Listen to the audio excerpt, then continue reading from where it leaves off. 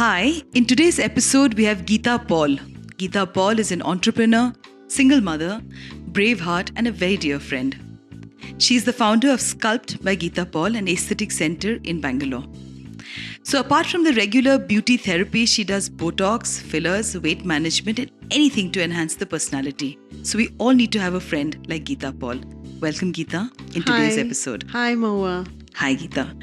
So, Geeta, I've known you for so many years now, and you started this entire business. I don't know. Maybe you were in your early 20s when we had just met. Both of us were at the same age with young kids. And what was the inspiration for you to get into this entire business of aesthetics? So, Moa, when I started so many years ago, I was still learning at that time, and over a period of years, I realized that there was a gap which was there in the industry, and I've partnered with companies and I've worked at high positions also, but somehow I felt I couldn't fill that gap in being with somebody else. And that's when I started that I needed to start my own business. And, be it service delivery, the ambience, how the clinics should look. They shouldn't look very clinical. They should look warm. They should look nice. People should feel good coming, and it should be an experience for someone who walks in and walks out of the place. And that's when I thought I'll start my own brand and started with Sculpt by Geeta Paul. How scared were you when you began Sculpt by Geeta Paul? Actually, I wasn't scared at all, because I know this industry like the back of my palms. So I wasn't scared one bit. I was only excited to start it. So, your journey, if I remember, and this is something that the listeners need to know, being a single mother and being in starting and becoming an entrepreneur is a very arduous task. It's not easy. And many of us often get scared about whether it's going to take off or not. What were the fears that you faced when you did this? I think the fears are the same for both men and women. A man starting a business or a woman starting a business is the same challenges, and I didn't feel any differently. I didn't feel I was either feeling challenged or overwhelmed or anything like that. It was all the same, and I think anybody who's starting off has the same kind of fears and same kind of challenges, and it wasn't any different for me, being single or being a woman.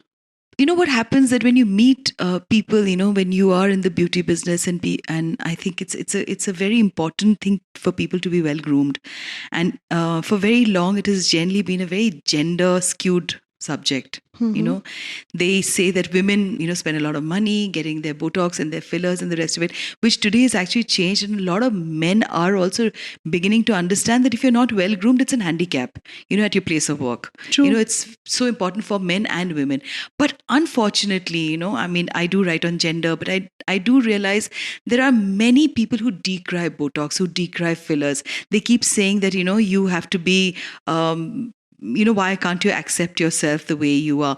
Though I feel that, tomorrow when I need a Botox or a filler, I surely will go for it, So what is your view on this? Because I'm sure customers come to you, but they don't want to talk about it when they do it.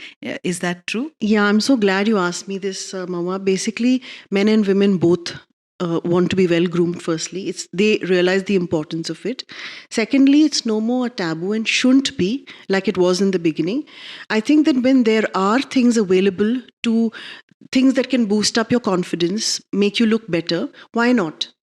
So just like women and men don't mind going for their regular facials, Botox and fillers is also something that is there available for you to, kind of make your flaws, if at all you feel you have any, to correct them. Why not?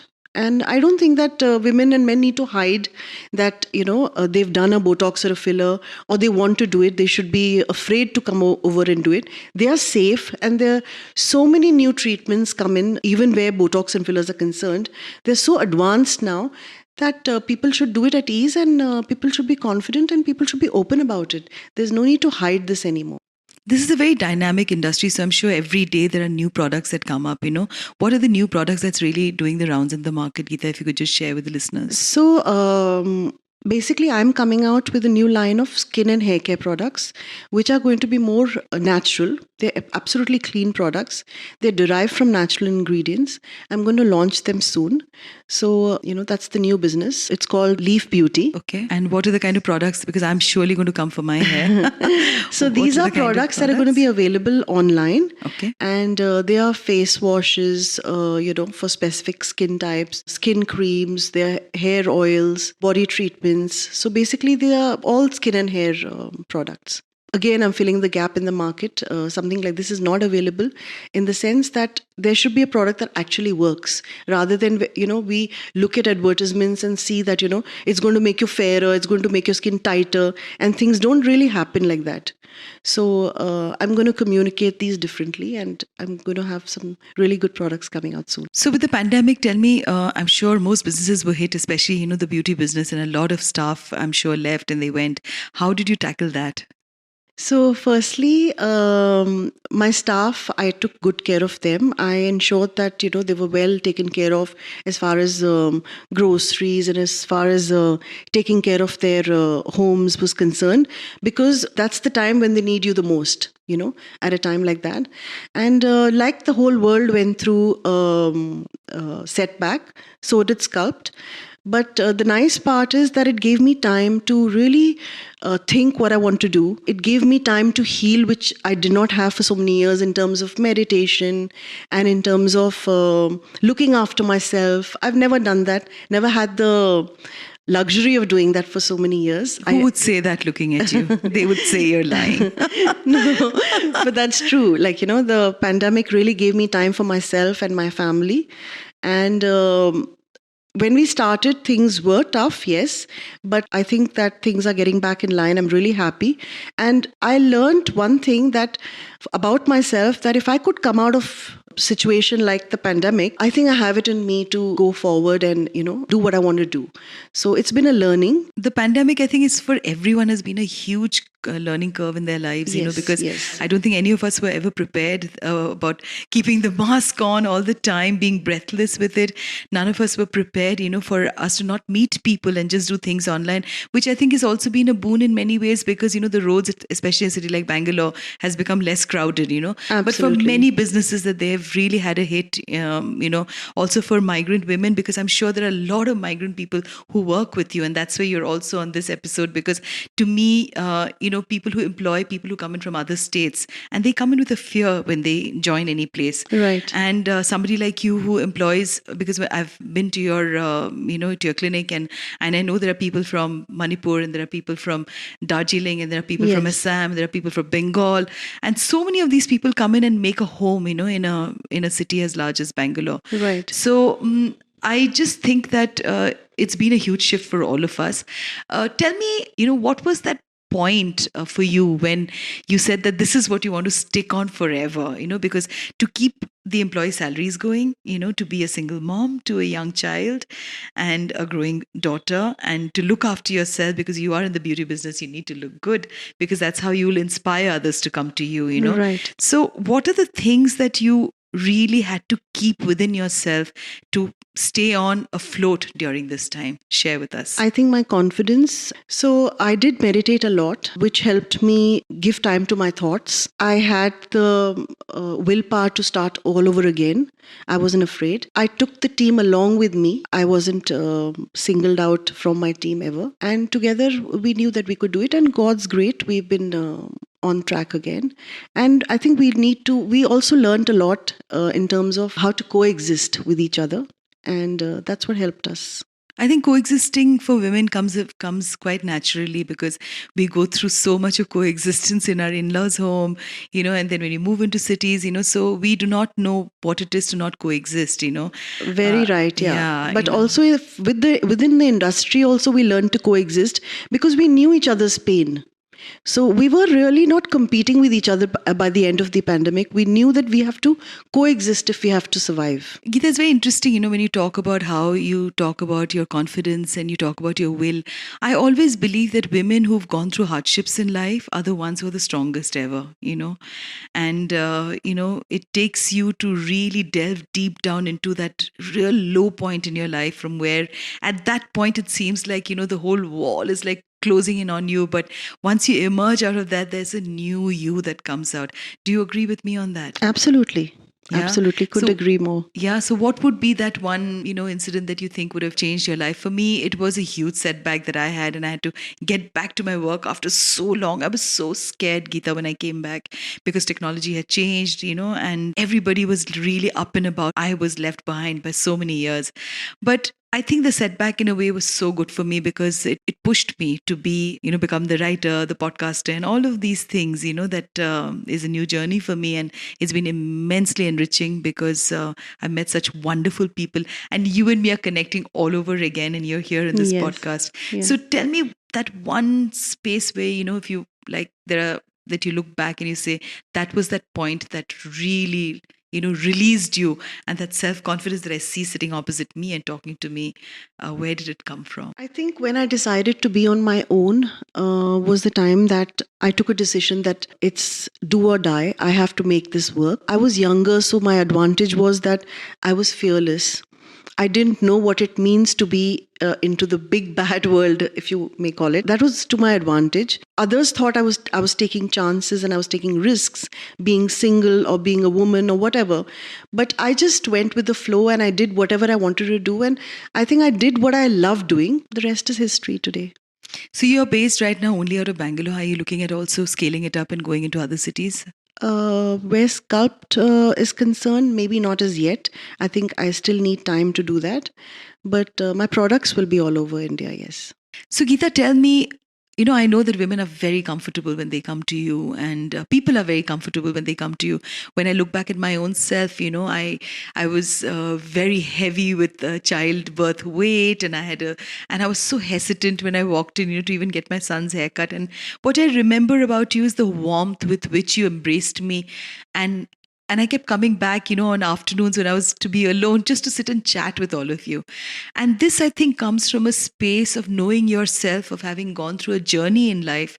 And, just the fact that that each one of us is fighting some little battle on our own. It comes to you naturally, to touch that chord and put that hand on another person's shoulder. So tell me, where did that start? So when I came away, Mawa, on my own, I was much, much younger than I am today. I had to fend for myself. I always knew what I wanted to do. I had to do it on my own. I knew that there's a huge market. People are already there who are well established. And in this whole sea of experienced companies and big companies, I had to make a mark for myself. It was only my confidence and my mother who supported me through it all because Chahat, my daughter, was really young. How old And, was Chahat at she that was time? only 5. Without my mom's support, I don't think I would be able to do what I have done so far. She took complete responsibility of my daughter. It gave me a lot of strength to do what I wanted to do. I took a lot of time to understand how I need to grow in this industry, what I need to learn. People skills is, I think, one of the most important things that I learned in my journey because I've been through enough. So women, I feel, Mawa, they don't realize how multi-talented they are and how versatile they are. They underestimate themselves. And even single women feel that, they can't do it if they're single, whether they'll be able to follow their passion. But they need to understand that if they have it in them, if they have a passion in them, they should come out and do it. So when women come in to get themselves some help at Sculpt, I see a lot of them that are underconfident and they hesitate to even say what they want, be it even like hair removal, which is such a normal thing. But they hesitate to talk about it, or they hesitate to talk about how their family or their spouses or their boyfriends, whatever, are not happy with the way their body looks. I think They should just dump them. I think firstly, women should be happy with the way their body is. If they're not, then they should do something about it and they shouldn't feel ashamed about it. If you're growing old also, when they say growing old gracefully, doesn't mean you have to grow old haggard. There are options available, and they should go out and get it. Yeah. Yeah, and Absolutely, yeah. talking to them on a personal level makes them more comfortable. Rather than me talking to them as a professional, I would rather talk to them as a friend and understand what their need is. And I think that kind of helps women a lot. And they come out with so many of their fears, things that they're not comfortable with. They talk about their personal issues even. So it's I more think we're like all bonded, somewhere, Geeta. I mean, I think all of us are bonded with certain amount of all the time wanting some sort of sisterhood in which you can talk about yourself. Because I don't think there's one woman who can turn around and say that they've not felt body shamed at one moment in their life. They've not felt lesser about themselves at one point in their life. I think all of us are united with some experience, that has made us feel lesser about ourselves. Exactly. So when these women do come over, they get comfortable because they know I don't know them personally. So they feel comfortable talking about. They have so much of pent up feelings. Some of them even get emotional and cry. But at the end of it, I think over the years I've made so many close friends who've come in as clients to me in the beginning, and we've kind of connected emotionally. You would give that credit to yourself for your own life experiences, right, Geeta? Yes, because I've also been through, I think, everything. My life has never been random and ordinary at any point of time.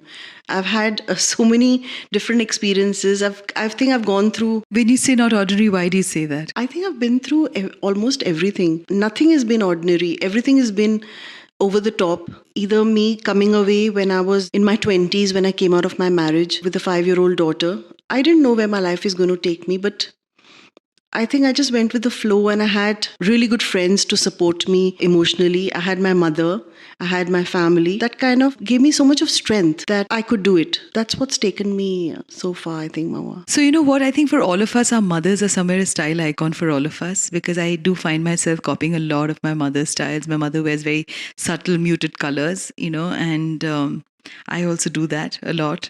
I find myself gravitating towards white and beige, and those are the kind of colors.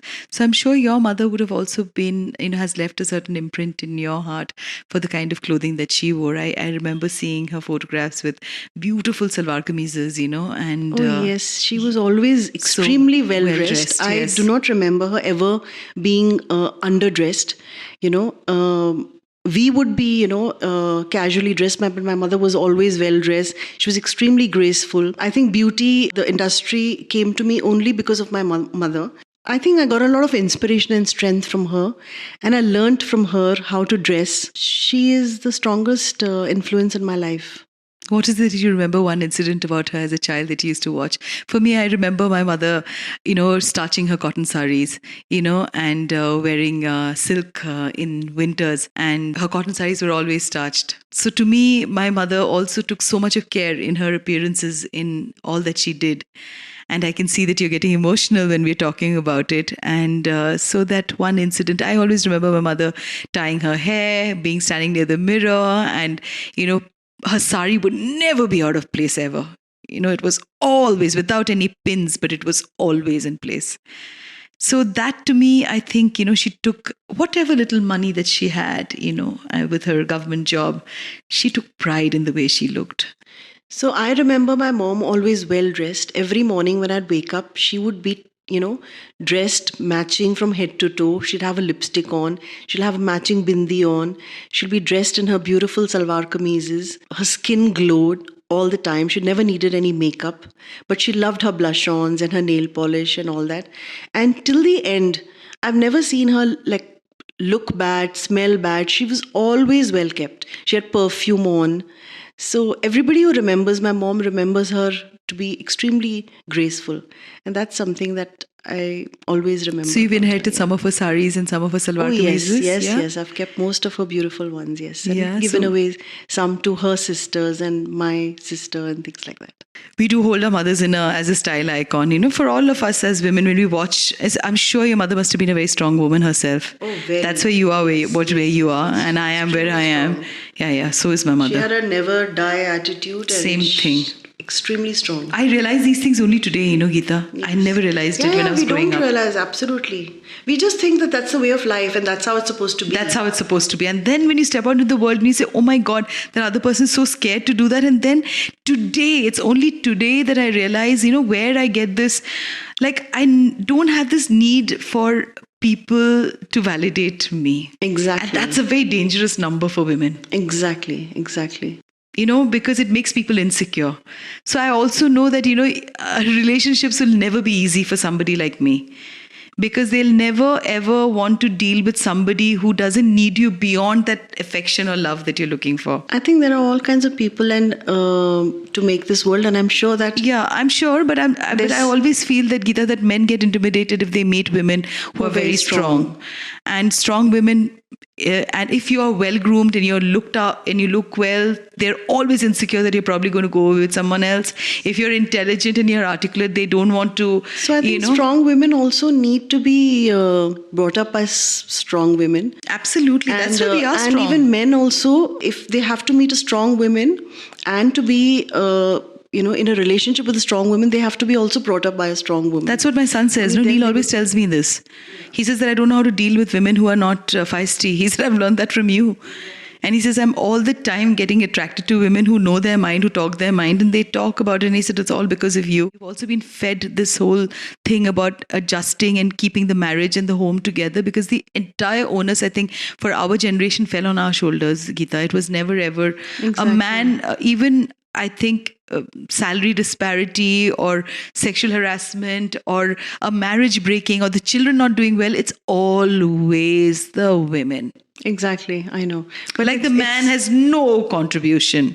If a marriage is broken, must be, she didn't know how to adjust. I know. I can understand, because when I became single, I was really young, and at that point of time, people thought that being single was a big taboo.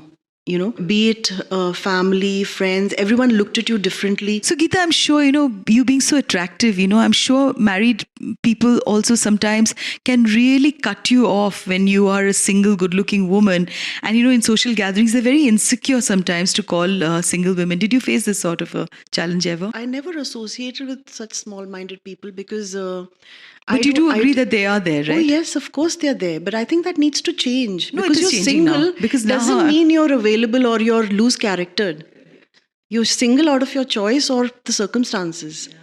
So I don't think we should be written off as loose-charactered or we're going to steal somebody else's spouses. We're not interested in that.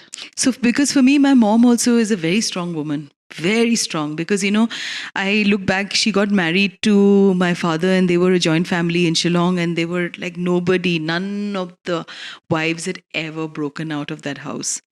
And all they wanted for her was to quit her government job. And she said, I will not give that up, because I want my daughter to go into an English medium school. And she put me in a very, very chaste, very, very, all the rich went into that school, Loreto Convent, in Shillong. And we had the royal family of Bhutan, royal family of Tripura, and, planters' kids. And there was my mother who couldn't speak English properly, she studied in a Bengali medium school. And she took a colleague with her and she said, can you just talk in English and say that my daughter needs to study, in Loreto. And her salary itself almost took over the entire only uniform, because in Loreto, it's a very cold place, Shillong, so we had to have our blazers, we need to have our sweaters, we needed the woolen skirt, you needed the light skirt, you needed socks. Woolen socks, yeah, because it's very cold, right? I know. And today I realize that I am not willing to take shit because of something I saw in her. Exactly. I think we all learn how our mothers were. And she left this huge house in Shillong with everybody around her, and she walked out. She asked her father to come down from Delhi, because she's a Delhi Bengali. Okay. And for her to suddenly be in this small little town where everybody knows everyone, for her, it was because she's more cosmopolitan than I am. Wow. Yeah. So I see where you're coming from. Yes, I realize it today, where this comes from. This, like somebody had told me, I think in 2018, come on, you're just having fun. And I said, no, I'm going to set myself up again with work. you know. Exactly, and I'm so glad you're doing it. Yeah, because it's never Geeta. too late, Mawa, to follow I your do passion, feel sometimes to I do do what you love. Yeah, no, I do feel sometimes that I wish I had this sort of grit and bravery earlier. I do wish, because I think physically nowadays I feel a little tired. But that's okay. It's never too Yeah. late. No, I know, but I'm You know, not like going my back daughter now. says, I want to learn Kathak, and I said, even I want to learn. How lovely So is it's that? okay. It's just never too late. Do what You you love. always loved dancing. I loved. Yes. And Kathak is something I've never learned, and maybe I never had the opportunity to do it. But if I have it now, why not? Yeah, there are so many women, I mean, who've gone out, in their later years and gone ahead and had a life. Yeah. So, yeah, I mean, I think our mothers play a huge role in women like us who really go out there and create, a life of themselves in which most people will tell you that you can't do it. Exactly. So, Even when I lost confidence in myself at times, my mom was the one who would tell me, you can do it. same here. Why are you worried? Why are you scared? Yeah. You can do it, Geeta. And I would, then think like, yes, I can. If my mom, who's unwell and who's not even able to walk around properly, if she can say this, I'm like blessed to, be on my feet. I have the opportunities. Why can't I do it? And that would get me back on track again. Yeah. Yeah. So So for mothers like us, I think we need to raise feminist men, and Yes. of course our daughters will always be, they will hold you as an icon, like the way we held our mothers also, in spite of their Absolutely. times and in spite of their trying challenges. Also, they still surged ahead and they, went in. Absolutely, yes. Yeah. So, and she used to all the time feel very bad about the fact that I was fairer than her and she's dark. So she always, even now, Geeta, so sad when she meets people, she says, oh, she doesn't look like me, she looks like my husband. And Right. yeah. So in India, this is a thing. I Colour. think we're not only India, I think it's all over the world, no? People are like crazy Obsessed about about being being fair. fair. And Yeah. I think that needs to change. I think it's a colonial hangover that we have in India, because I think for ages the Britishers kind of really screwed our heads by being superior to us, Yes. and unfortunately, a lot of Indians still don't know how to get out of it. I And see a lot of people coming to me and saying, I want to become fairer. yeah, Can I yeah, become fair? Yeah. So, But it's so seeped, Geeta, because what? Our gods and goddesses also are painted black and white. So if you look at evil, that shows us black. And if you were to show anything that's pristine and good, that's in white. So, it boils down to even our storybooks, our scriptures, our calendars, our media, everything, I know. So that needs to change. And I think, what change is going to happen for sure. I'm a huge optimist. And I know that, people are not going to go out there and get their skin lightened or get that. Because at the end of the day, if I've had a baby, my body is going to be different. Of course. It will not be like how it was when I was in my 20s before I had a child, Absolutely, absolutely. And what we have is in the media, you've got these photographs of these, the woman's just delivered, and the next photograph you see is of a flat stomach without any problem whatsoever. It's not true. Yes, but then people also market like that because that's what people want to see. That's what is subjugation. It's oppression of women. Exactly. But Geeta? That's not true, Mama. Yeah. That's not true. Anyone who's delivered a child will tell you the mental trauma, the physical changes you go through, in your body. And I think things will soon change, and, people will know things for its reality. I think the things are changing. I see a lot of things on social media where people are beginning to Yes. accept their bodies the way they are, Yeah. and their color the way they are. Like they're banning things like whitening and things like that, which is a very good thing because the brown color is, I think, extremely sexy. I think it's damn sexy. Yeah, so Yeah. the foreigners want to have tans. Yeah.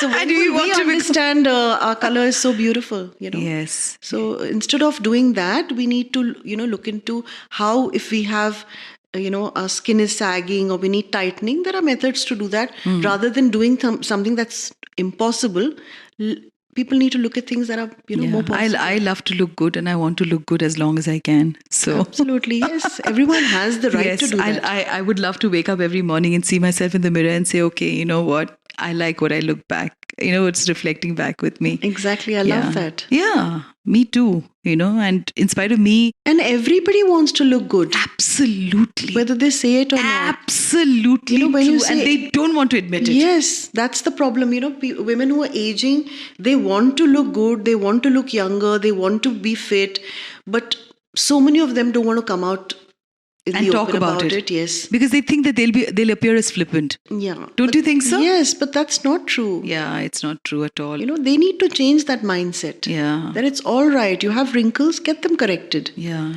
Don't be unhappy about it. Yes, don't be unhappy. If you're happy Yeah. with the wrinkles, it's That's fine. That's and fine. if you're unhappy about it, you have a solution. Yes, And absolutely. please use that solution for your own Yes, benefit. yeah. I think, what, for me, Botox and fillers are such a boon because so many people in the, entertainment industry, their work is that, right?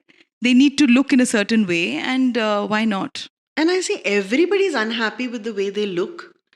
Everyone gets it done sometime or the other, but everybody hides and says like, nay, I haven't done this and I haven't done that. Yes. That's such a silly thing to do. It's all right. Yeah, people hide, they don't talk about Yeah, it. just like they don't like to hide when they're in a gym, they like to take their selfies. But if they've done their Botox and fillers, they don't want to talk about it. Why? It's okay. Everybody knows that you've grown older and gravity is going to sometime or the other. I for sure, when I do my first Botox injection and my filler, will definitely do a before and after. Yeah, why because not? I want women to know that it is okay. Absolutely, yes. Yeah, Please come to me. 100%. Whenever you ask me to come, I will come. Yes. What's your favorite color, and what is that one ritual that you do every morning? Tell me about that. So my favorite color is black. I can see that. My ritual every day is I definitely have an intent for the day. Every day that I get up, I meditate every single day. And I think that's like a me time for myself. I love pampering myself. That's always been my favorite hobby. So I love putting on almond oil on my face, on my hair, and going about my day's work. I do yoga every day. And that's how I start my day. I feel good after that for the rest of the day. So almond oil is the secret. And so you suggest that everybody should be using almond oil to get hair it's like amazing. you. It's amazing. Yes, you have amazing skin, Mahua. You don't need to worry about that. Yeah. So, for our listeners, you need to know that this is the tip from Geeta: the almond oil in the hair, almond oil on the face, and meditation, and a whole lot of grit, willpower, and self-confidence is what makes Geeta Paul, founder of Sculpt by Geeta Paul. Thank you so much for being on this episode today. And before I end, I have to chuckle and say this, that men are just now beginning to use and endorse products that women have been doing for ages now. So we, of course, as usual, remain the front runners in this aesthetic business. Absolutely. We have a lot to catch up with us. And, women like you who inspire and who are helping so many more others have a life and a employment and a future for themselves to become aestheticians going ahead. Thank you so much for being in this episode today, Geeta. Thanks. I'm so happy and honored to be with you on this show. Thank you. And I loved it as much as you did. Thank you.